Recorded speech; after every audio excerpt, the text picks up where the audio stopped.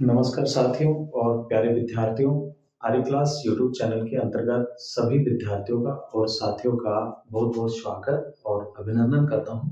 Dear students और प्यारे साथियों, देखिए शासन की जो प्रणालियां होती हैं और शासन प्रणाली को मोस्टली रूप में प्रमुख रूप से जो है दो भागों में बांटा जाता है। एक जो शासन प्रणाली होती है वो संसदीय या संसदात्मक शासन प्रणाली होती है और दूसरी जो शासन प्रणाली होती है वो अध्यक्षात्मक जो है शासन प्रणाली होती है। यानी एक पार्लियामेंट्री गवर्नमेंट होती है और एक प्रेसिडेंशियल गवर्नमेंट होती है।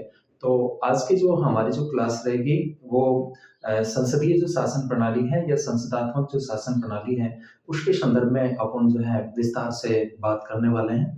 तो प्यारे साथियों और प्रिय विद्यार्थियों, मैं आपको बता दूं कि जो संसदीय जो शासन प्रणाली होती है इसको जो है पार्लियामेंट्री गवर्नमेंट के नाम से भी जो है जाना जाता है और मोस्टली रूप में यहाँ पे दो प्रकार की कार्यपालिका देखने को मिलती है।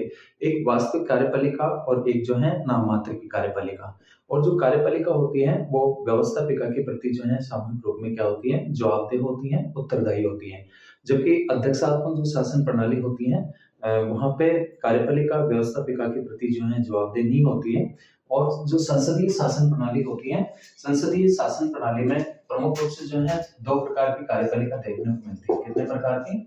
यहाँ पे दो प्रकार की जो है कार्यपालिका पाई जाती है। दो प्रकार की कार्यपालिका और दो प्रकार की जो कार्यपालिका होती है उसमें एक तो होती है वास्तविक कार्यपालिका होती है, एक तो वास्तविक कार्यपालिका वास्तविक, और दूसरी जो होती है वो होती है नाम मात्र की कार्यपालिका।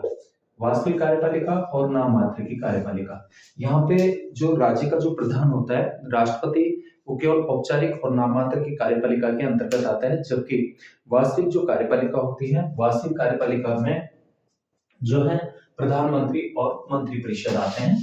ठीक है, तो संसदीय जो कार्यपालिका होती है और आज जो है विश्व के जो ज्यादातर जो कंट्रीज हैं, ज्यादातर जो देश हैं उसमें जो है संसदीय शासन प्रणाली को जो है अपनाया गया है। तो चलिए विस्तार से बात करते हैं अपन। जो गार्नर है, गार्नर विद्वान ने कहा है कि संसदीय शासन प्रणाली के अंतर्गत वास्तविक कार्यपालिका विधानमंडल या उसके एक सदन के प्रति प्रत्यक्ष और कानूनी रूप से निर्वाचकों के प्रति अंतिम रूप से अपनी राजनीतिक नीतियों और कार्यों के लिए जो है क्या होती है, उत्तरदायी होती है। ऐसा जो कथन है किसका है? गार्नर का। ठीक है, गार्नर ने कहा है कि राज्य का जो विधानमंडल होता है और राज्य के विधानमंडल के रूप में यानी जो हमारी जो पार्लियामेंट है और संसद में जो कार्यपालिका होती है वो संसद के प्रति जवाबदेह होती है। और उसका जो निचला सदन होता है, डियर स्टूडेंट्स, जैसा आप जानते हैं कि जो संसद है, संसद और संसद हमारी द्विसदनात्मक है। दो सदन है, एक लोकसभा और दूसरा जो सदन है राज्यसभा। ठीक है, तो जो निम्न सदन जो है लोकसभा होता है और लोकसभा के प्रति सामूहिक जो मंत्रिपरिषद होती है वो क्या होती है, जवाबदेह होती है। वैसे जो संसद होती है लोकसभा, राज्यसभा और राष्ट्रपति से मिलकर के बनती है। ठीक है, तो ये जो है गार्नर का कहना है कि राजनीतिक नीति और कार्य के लिए उत्तरदायी रहती है, जबकि राज्य का जो प्रमुख होता है वो नाम मात्र की कार्यपालिका होता है और अनुत्तरदायी स्थिति में रहता है। ऐसा जो कहना है वो किसका कहना है? वो गार्नर का कहना है। ठीक है, ये गार्नर ने लिखा है। इसके अलावा संसदीय सरकार को सभात्मक या उत्तरदायी और मंत्रिमंडलात्मक सरकार के नाम से भी जो है इसको जाना जाता है, जहां पर संसदीय शासन प्रणाली है। और भारत में भी जो है, ब्रिटेन में जो है संसदीय शासन प्रणाली को जो है क्या किया गया, फॉलो किया गया, अपनाया गया, जिसका बीजारोपण 18वीं शताब्दी के उत्तरार्ध में इंग्लैंड में हुआ। यानी संसदीय जो शासन प्रणाली है, संसदीय शासन प्रणाली का जो जन्मदाता जो माना जाता है, कौन से कंट्री को माना जाता है? इंग्लैंड को। ठीक है ना, ब्रिटेन जो है वो संसदीय शासन प्रणाली का जनक है और संसदीय शासन प्रणाली की जो शुरुआत होती है वो कहां से होती है? ब्रिटेन से होती है, इंग्लैंड से होती है। इसके अलावा जो है कार्यपालिका तथा व्यवस्थापिका के आपसी संबंधों और कार्यपालिका की प्रकृति, उसके संगठन के आधार पर वर्गीकरण संसदात्मक और अध्यक्षात्मक जो शासन प्रणाली के रूप में किया गया है।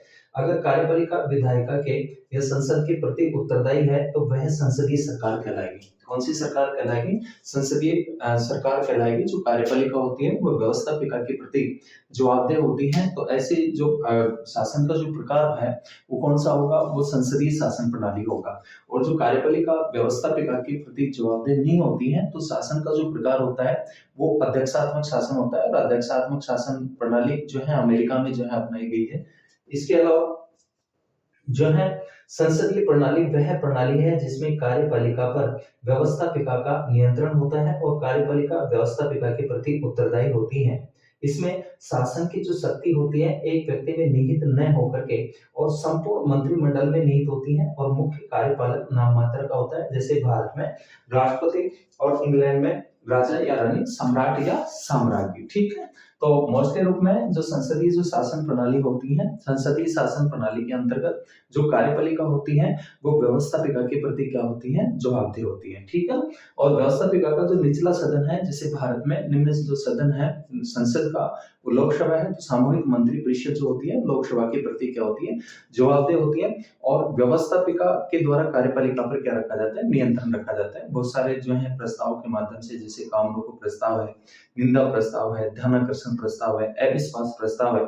जब तक सरकार का सदन में विश्वास मत बना रहता है तब तक सरकार जो है अस्तित्व में होती है और विश्वास होने के बाद में सरकार अल्पमत में आ जाती है, सरकार बर्खास्त हो जाती है। ठीक है ना। तो इस तरह से जो है संसदीय जो शासन प्रणाली होती है यहाँ पे दो प्रकार की कार्यपालिका देखने को मिलती है। राज्य का जो राष्ट्राध्यक्ष होता है वो नाममात्र की कार्यपालिका के अंतर्गत आता है, जबकि वास्तविक कार्यपालिका में प्रधानमंत्री और जो है मंत्री परिषद आते हैं। इसके अलावा देखिए संसदीय शासन प्रणाली का और अगर हम विस्तार से बात करते हैं तो इसका अर्थ और जो परिभाषा है, एक तो डॉक्टर आशीर्वाद ने कहा है कि संसदीय ऐसी शासन व्यवस्था है जिसमें वास्तविक कार्यपालिका अर्थात मंत्री परिषद अपने समस्त कार्यों के लिए वैधानिक और प्रत्यक्ष रूप से विधानमंडल के प्रति और उसके द्वारा निर्वाचित मंडल के प्रति क्या होती है? उत्तरदायी होती है। इसके अलावा गैटल ने कहा है कि संसदीय सरकार उसे कहते हैं जिसमें प्रधानमंत्री और मंत्रिपरिषद से निर्मित वास्तविक कार्यकारिणी अपने सभी कार्यों के लिए कानूनी रूप से व्यवस्थापक मंडल के प्रति क्या होती है? जवाबदेह होती है। इसके अलावा ब्राइस कहते हैं कि संसदीय शासन परिसीमित आकार वाले देशों के लिए विविध प्रकार से लाभकारी है। अध्यक्षात्मक शासन तुरंत कार्रवाई के लिए नहीं वरन सुरक्षा के लिए बनाया जाता है, लेकिन यह बड़े क्षेत्र और छोटी जनसंख्या वाले देशों जैसे अमेरिका और जर्मनी के लिए जो है क्या है? उचित है। और जर्मनी और अमेरिका में जो है कौन सी शासन प्रणाली है? अध्यक्षात्मक शासन प्रणाली। तो डियर स्टूडेंट्स, उपरोक्त विवेचन के आधार पे हम कह सकते हैं कि संसदीय सरकार उसे कहते हैं, अर्थात इसके जो मोस्टली जो विशेषता है संसदीय जो प्रणाली है, इंग्लैंड को जो है संसदीय शासन प्रणाली का क्या माना जाता है? जन्मदाता माना जाता है। ठीक है ना। तो संसदीय प्रणाली का जनक जिसे कहा जाता है, इसको कहा जाता है इंग्लैंड को। तो संसदीय सरकार उसे कहते हैं जिसमें एक तो कार्यपालिका व्यवस्थापिका के प्रति उत्तरदायी होती है। पहले नंबर पे बात रखना कि कार्यपालिका जो है, कार्यपालिका व्यवस्थापिका के प्रति, कार्यपालिका व्यवस्थापिका के प्रति, व्यवस्थापिका के प्रति जो है उत्तरदायी होती है। व्यवस्थापिका के प्रति क्या होती है? उत्तरदायी होती है। ठीक है ना।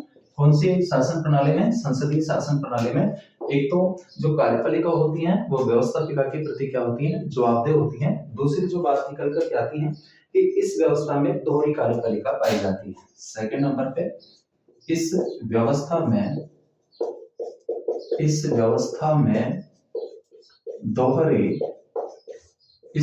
में दोहरी कार्यपालिका जो है पाई जाती है। दोहरी कार्यपालिका पाई जाती है। ठीक है। कैसी कार्यपालिका पाई जाती है? दोहरी कार्यपालिका पाई जाती है, अर्थात एक वास्तविक कार्यपालिका होती है और दूसरी जो कार्यपालिका होती है वो नाम मात्र की कार्यपालिका होती है। जैसे राष्ट्रपति जो होते हैं वो नाम मात्र की कार्यपालिका के अंतर्गत आते हैं, जबकि प्रधानमंत्री और जो मंत्री परिषद होती है वो वास्तविक कार्यपालिका के अंतर्गत आती है। तो पहली जो विशेषता है कि कार्यपालिका व्यवस्थापिका के प्रति क्या होती है? जवाबदेह होती है, उत्तरदायी होती है और इस व्यवस्था में दोहरी कार्यपालिका पाई जाती है। एक संवैधानिक या नाम मात्र की कार्यपालिका और दूसरी जो कार्यपालिका होती है वो कौन सी होती है? वास्तविक कार्यपालिका होती है। तीसरे नंबर पे बात है कि शासन की जो शक्ति है थर्ड नंबर पे हम बात करें कि शासन की शक्ति, शासन की जो शक्ति है वो मंत्रिमंडल में, शासन की शक्ति मंत्रिमंडल में जो है निहित होती है। शासन की जो शक्ति होती है वो मंत्रिमंडल में निहित होती है, ठीक है ना। तीसरी विशेषता कि शासन की जो शक्ति होती है, पावर होती है, वो प्रधानमंत्री और मंत्रिमंडल में निहित होती है। इसके अलावा कार्यपालिका का प्रधान नाम मात्र का होता है। नेक्स्ट नंबर पे कि कार्यपालिका का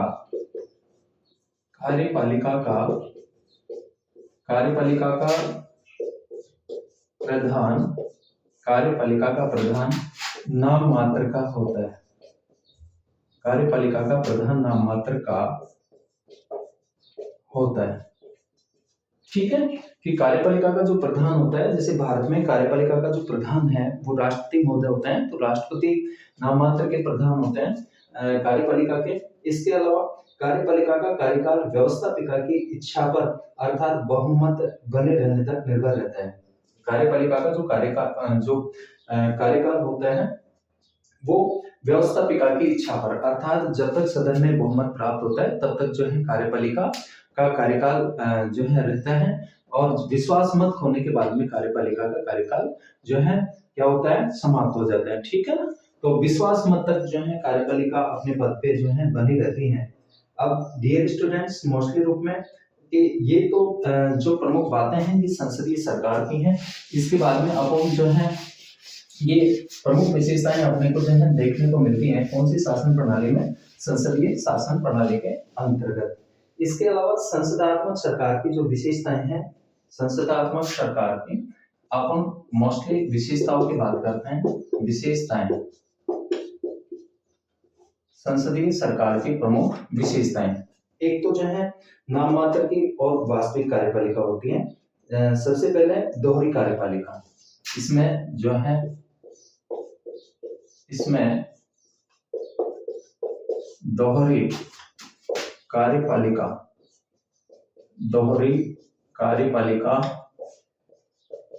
पाई जाती है। दोहरी कार्यपालिका पाई जाती है। डियर स्टूडेंट्स और प्यारे साथियों, संसदीय जहां सरकार होती है, भारत में संसदीय सरकार है, और संसदीय सरकार की जो पहली जो विशेषता है कि इस शासन प्रणाली के अंतर्गत दोहरी कार्यपालिका पाई जाती है, एक वास्तविक कार्यपालिका और एक जो है नाम मात्र की कार्यपालिका। कार्यपालिका संबंधी शक्तियां राष्ट्रपति में नियुक्त की गई हैं, लेकिन साथ ही कहा गया है कि राष्ट्रपति अपनी इन शक्तियों का जो प्रयोग करेगा वो प्रधानमंत्री और मंत्रिपरिषद के जो है परामर्श के आधार पे करेगा, ठीक है ना। आर्टिकल 52 से लेकर के और 61 तक महत्वपूर्ण जो अनुच्छेद हैं ये किससे संबंधित है, राष्ट्रपति से संबंधित हैं, जिसमें जो है संसदीय जो शासन प्रणाली है इसमें दोहरी कार्यपालिका पाई जाती है, और इसमें राज्य का प्रधान नाम मात्र की कार्यपालिका होता है, जबकि वास्तविक कार्यपालिका मंत्रिपरिषद होती है। नाम मात्र की कार्यपालिका इंग्लैंड के सम्राट की तरह वंशानुगत अथवा भारत के राष्ट्रपति के समान निर्वाचित हो सकता है। प्रत्येक स्थिति में सैद्धांतिक तौर पे यह शक्ति संपन्न होता है, किंतु व्यवहार में इन शक्तियों का प्रयोग स्वयं नहीं करता है, बल्कि इन शक्तियों का प्रयोग मंत्रिमंडल और वास्तविक जो है कार्यपालिका करती है। नेक्स्ट जो विशेषता आती है अनिश्चित कार्यकाल, सेकंड नंबर पे अनिश्चित जो है कार्यकाल होता है। अनिश्चित क्या होता है, कार्यकाल होता है। देखिए इसमें इस शासन व्यवस्था में कार्यपालिका कार्यकाल अनिश्चित होता है। जब तक कार्यपालिका व्यवस्थापिका में बहुमत उसे प्राप्त होता है तब तक उसे व्यवस्थापिका के निम्न सदन का विश्वास प्राप्त है, तब कार्यपालिका अपने पद पर कार्य करती है। इस प्रकार की शासन व्यवस्था में कार्यपालिका की स्थिति उस कर्मचारी के समान होती है जिसका कार्य करना उसके स्वामी की इच्छा पर निर्भर करता है। इसके अलावा डियर स्टूडेंट की कार्यपालिका और व्यवस्थापिका में थर्ड नंबर पे व्यवस्थापिका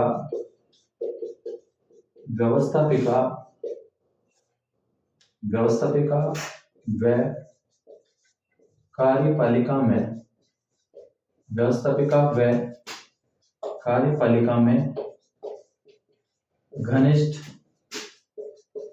संबंध पाया जाता है।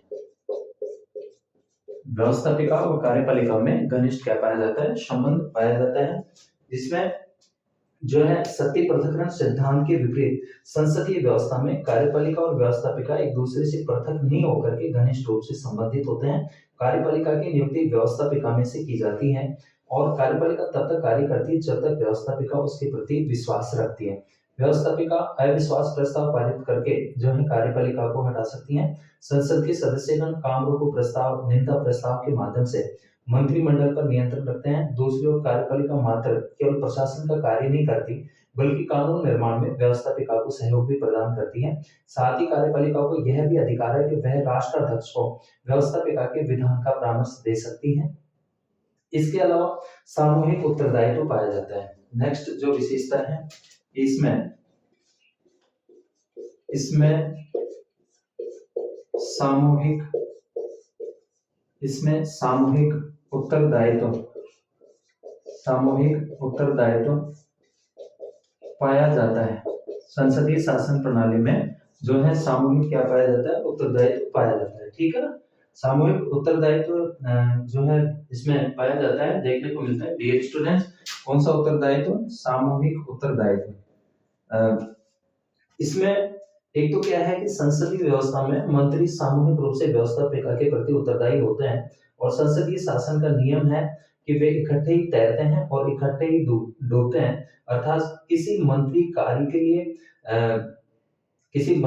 कार्य के लिए अकेला वह उत्तरदायी नहीं होता है बल्कि संपूर्ण मंत्रिमंडल उत्तरदायी होता है। एक मंत्री को असफलता सभी मंत्रियों की असफलता होती है और मंत्रिमंडल में जब कोई एक निर्णय हो जाता है तो प्रत्येक मंत्री का यह उत्तरदायित्व है कि वह उसका पालन करे, चाहे वह उससे सहमत हो या नहीं। इसके अलावा व्यक्तिगत उत्तरदायित्व भी होता है कि प्रत्येक मंत्रिमंडल का सदस्य अपने विभाग का भी प्रबंधक होता है, अतः उसके अधीन विभाग का वह व्यक्तिगत रूप से उत्तरदायी होता है। यदि विभाग का वह सही ढंग से संचालित नहीं कर पा रहा है तो वह व्यक्तिगत जिम्मेदारी लेते हुए अपने पद से त्याग पत्र दे देता है। ठीक है ना। इसके अलावा प्रधानमंत्री का नेतृत्व देखने को मिलता है।